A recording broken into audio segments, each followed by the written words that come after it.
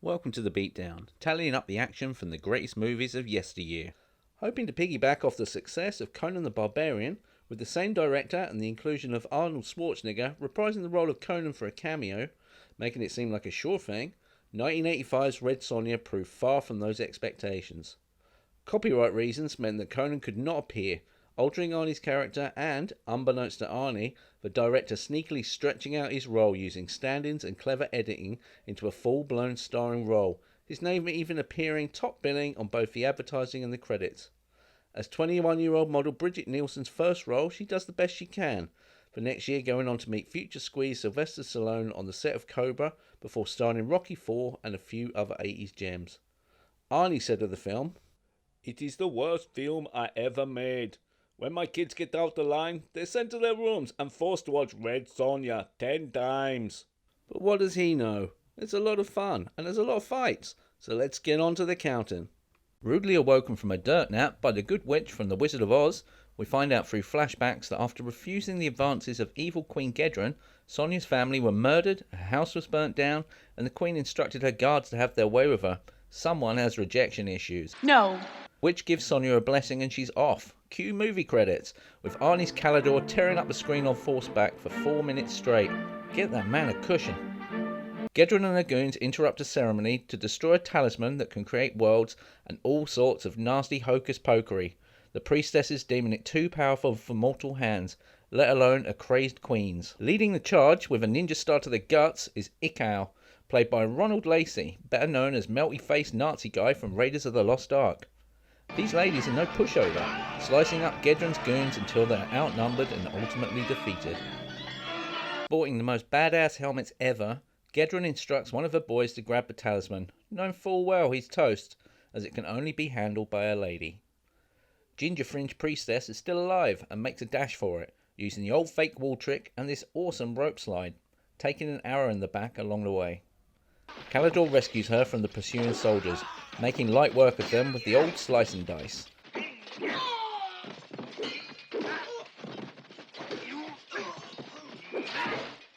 And promises to take her to her sister. We must find my sister. Take me. I know where she is. Please. Elsewhere, we're treated to some first-person swordplay under the watchful eye of the Grandmaster. Damn, those costumes are cool. Revealed to be Sonja. Grandmaster advises her she needs to chill on the man-hate. I don't hate all men, Grandmaster. That would have been music to my ears 30 years ago. The randy old boy. Calidor rocks up and whisks Sonja off to her sis, who is stashed under this monstrosity. Big Sis tasks Sonja with destroying the talisman before popping her clogs, Calidor driving the point home. She's dead. While suggesting his business model for mercenary work might need some tweaking. Nobody pays me. Sonja rejects Calidor's offer for help. I don't need any man's help. And strides off alone, but Calidor has other ideas and follows anyway, keeping his distance. Stumbling across Prince Tarn and his long-suffering manservant Falcon, the latter played by Dune actor Paul Smith, she rescues them, finding they have been left to die by Gedron, killing the prince's entire army with the talisman in the process. Tarn invites Sonja to join him as his cook. But Sonja is having none of it and takes her leave.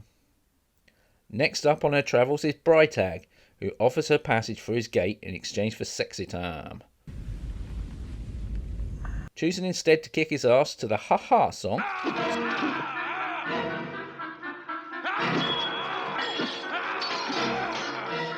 Sonja busts up some impressive moves, dispatching him off to greasy guy hell. Brightag's men make a move, but fervent stalker Calidor is on hand to save the day. Surprise, motherfucker! Pointlessly remaining to finish them off. Well done, Sonja!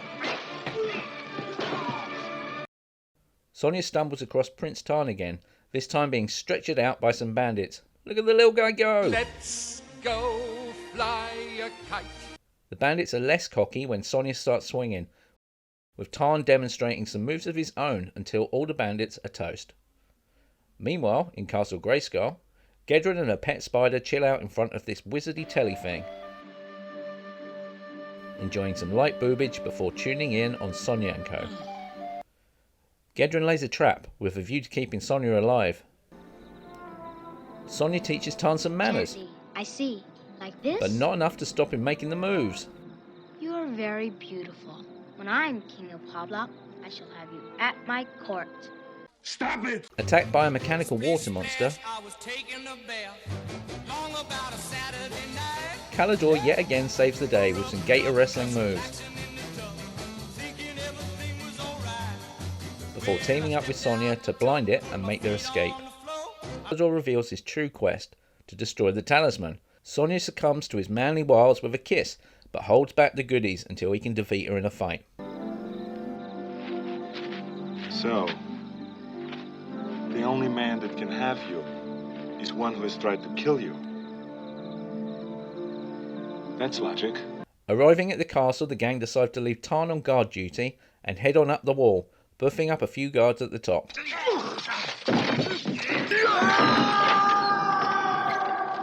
Splitting up Scooby-Doo style, it takes 10 seconds for Falcon to pratfall into the bad guy mess hall, with guess who coming to his aid.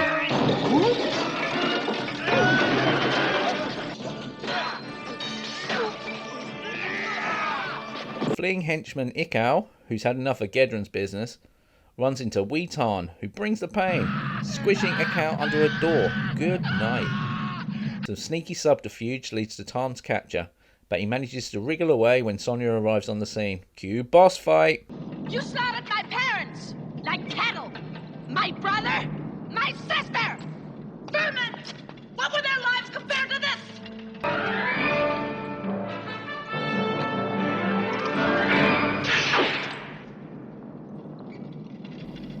Teleporting around, aided by her wizard, Sonja relieves him of his head, causing Gedren to leg it.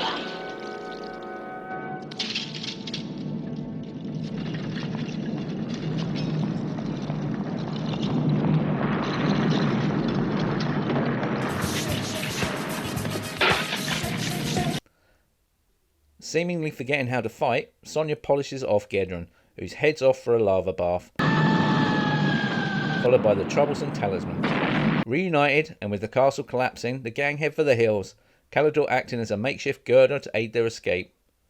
She turns awkward as Calidor and Sonja make smoochy face in front of the boy prince and Falcon, choosing to leave them to it and head off home. Run credits. There are 11 fight scenes in Red Sonja, with 33 deaths by sword, 2 beheadings and 1 zappy talisman touching, with a ratio of 20 men and 16 women feeling the pain. Greatest fight goes to Falcon for this inventive trolley dash and tip. Sucks to be this guy.